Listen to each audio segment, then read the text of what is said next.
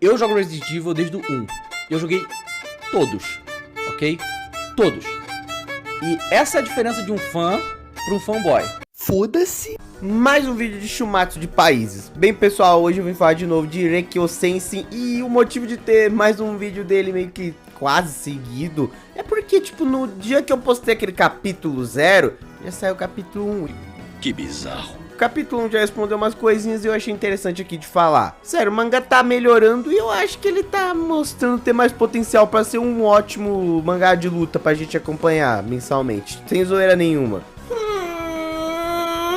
Tem problema? Tem. E eu vou falar dos problemas ainda que eu vejo, pelo menos nesse primeiro capítulo. Lembrando, esse é realmente o primeiro capítulo. Aquele outro capítulo foi o capítulo 0, tipo, o capítulo piloto, por assim dizer. Agora começou pra valer o mangá com o capítulo 1.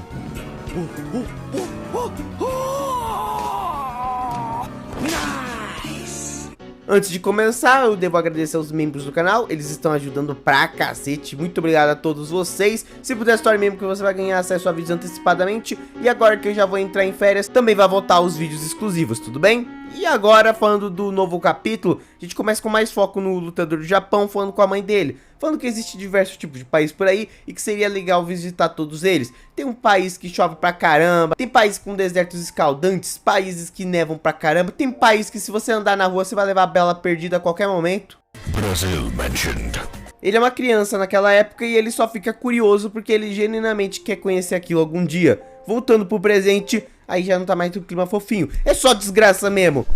Continua tendo uma luta entre o lutador do Japão contra o lutador do Reino Unido. O nome desse primeiro capítulo é Polifenismo, e daqui a pouco a gente vai falar disso. De um lado temos o Hiddleston com a geração da névoa, depois temos o representante do Japão, Nishizuno, com a geração da planta, seriam teoricamente suas habilidades. A inteligência artificial Olivia, que é praticamente a juiz, tá falando que, olha, só tem 3 maneiras de você vencer: incapacitando o adversário, fazendo ele desistir ou matando ele mesmo. É proibido o empate. E ela também fica muito feliz e animada porque ela quer ver muitos poderes desses personagens. Tipo, ela tá curiosa pra ver eles lutando no 100%. E uma coisa legal do mangá é que existe uma referência a Shumatsu e a outros mangás de luta em uma cena, quando fala que essa guerra não foi iniciada por deuses ou bruxas, e sim pelos próprios humanos.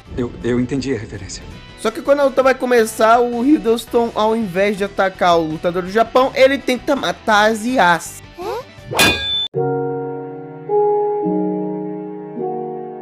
É sério, ele corta a cabeça das duas. E ainda pra finalizar, ele destrói completamente onde ficava aquele computador no meio da arena. E aí você pensa que talvez ele tenha realmente destroçado tudo. E além do mais, mostrou que a força dos heróis dos países é bem maior que o habitual, mas muito mais forte mesmo. Ele estraçalhou o ferro como se não fosse nada. O quê? Mas as IAs voltam atrás dele como se nada tivesse acontecendo. E a Gaia realmente fala: pô, você é idiota, você achou que realmente ia conseguir matar a gente? E aqui são só 2 hologramas muito bem feitos, meu filho, que não dá pra cortar nossa cabeça não. E você acha mesmo que eu deixaria meu corpo principal exposto aí pra todo mundo ver? Ai, você também é muito inocente, né? E como consequência, uma das pessoas do Reino Unido que estava assistindo essa luta foi de berço. Realmente, ela só desativou a máscara de oxigênio dele e deixou o cara sufocar até a morte. Essa seria a punição pro Reino Unido por tentar atacar elas. Se você tentar atacar qualquer pessoa que não seja o adversário, você será penalizado. Toda a raça humana, de certa forma, nesse exato momento, no momento que eles decidiram dar os chips pra Gaia, se tornou refém dela.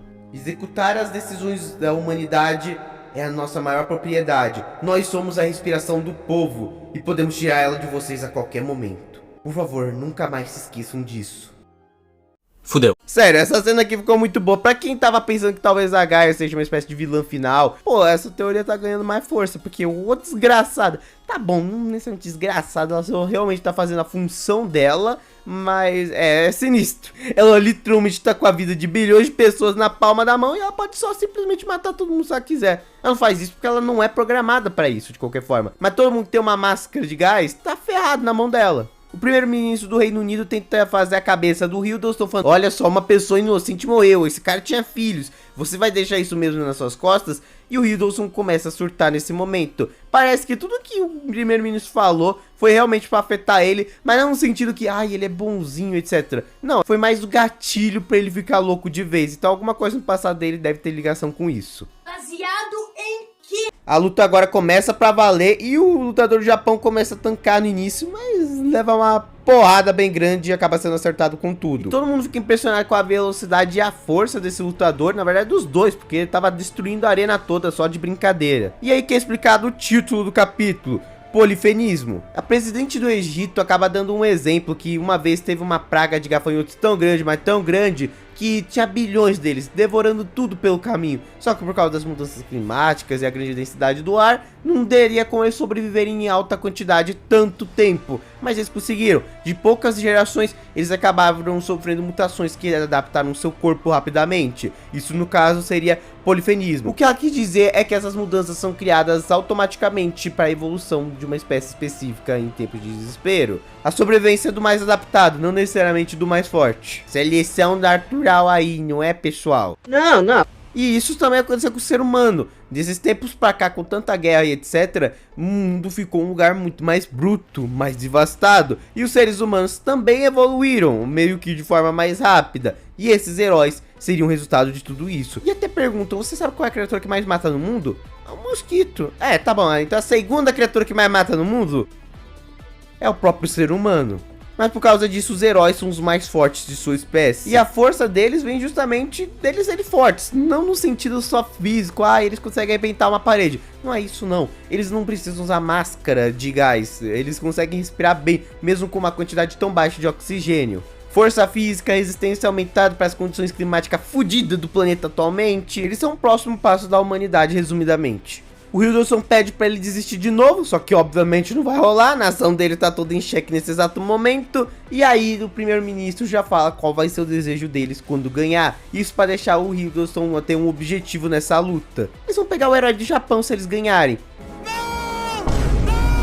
Armas nucleares e outros tipos de armas já foram banidos pela Gaia. Basicamente, então, a maior arma que eles têm é o herói. Lembra? O bagulho é basicamente a forma de evolução da humanidade. É o maior poder militar que eles têm tecnicamente. E isso pode ser tirado de você. Uma nação sem isso é praticamente uma nação fraca. E outra coisa que fica bem clara é que ele não tá nem aí pro Reino Unido. O Hiddleston só quer voltar pra cidade dele e acabou. A cidade que pra ele vai ser tão entediante de Londres.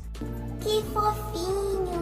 A gente também tem um foco maior no lutador dos Estados Unidos e também do Vietnã, mas não, só foi meio aleatório, então tem gente achando que eles vão ser os lutadores da próxima luta.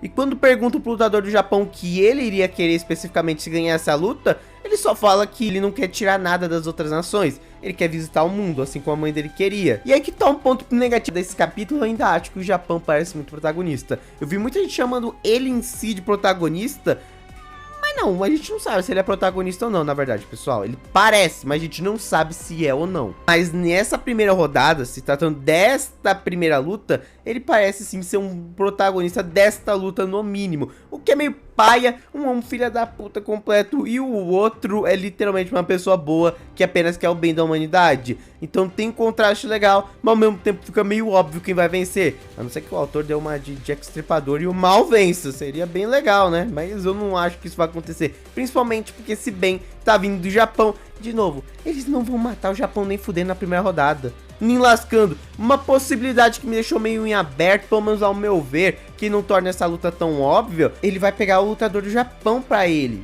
caso ele ganhe. Então fica nesse misto, será que eles vão perder, mas o protagonista, entre muitas aspas, vai continuar vivo, o representante do Japão? Talvez, é uma possibilidade agora, temos essa possibilidade mesmo, nesse exato momento. Mas eu acho que isso não vai rolar, eu acho que de qualquer jeito o Japão vai ganhar. De novo, as outras lutas eu acho que podem ser mais interessantes nesse ponto, porque qualquer um pode ganhar mesmo. Mas na primeira luta de um mangá de torneio que tem o Japão, eu duvido que o autor vai matar o Japão, principalmente que ele quer fazer sucesso justamente no Japão. Garoto espertinho.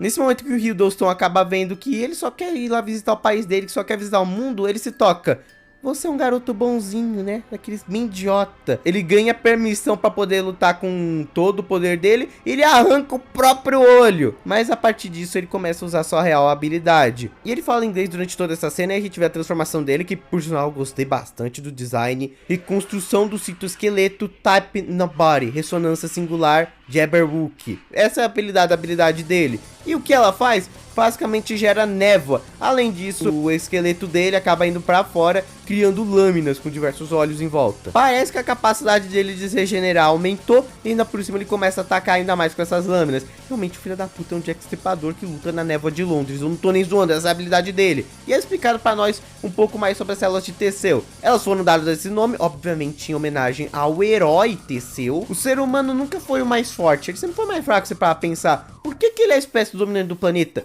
Ele sempre foi uma espécie muito resiliente e inteligente. Se adaptou a diversos momentos usando sua inteligência e foi evoluindo aos poucos. E agora o próximo passo da evolução humana não é necessariamente se tornar mais forte, e sim mais adaptado. As células de Teseu agem de uma forma como se fosse reconstruir o corpo humano, ou até mesmo melhorar ele de certa forma. E aí, só depende da sua imaginação e da sua capacidade de criação para usar a habilidade delas. Nesse caso, é névoa. Ele usa isso para conseguir se esconder na névoa e depois atacar com tudo com as lâminas que ele gerou. Essa é sua habilidade. E como ninguém é igual, as habilidades se manifestam de forma diferente e dependente da forma como a pessoa escolhe atacar. Não é necessariamente você pode ter qualquer poder, mas depende de como você geralmente usaria. E do meio da névoa ele acaba atacando com tudo e fala que mesmo que seja apenas uma célula, eu vou te levar. Eu vou te arrancar desse estádio, não importa o que você faça. Finalizando assim o capítulo. E bem, o segundo capítulo foi bem da hora. A arte do mangá tá boa, a ideia do mangá continua legal. Eu gostei no foco das IAs, principalmente, porque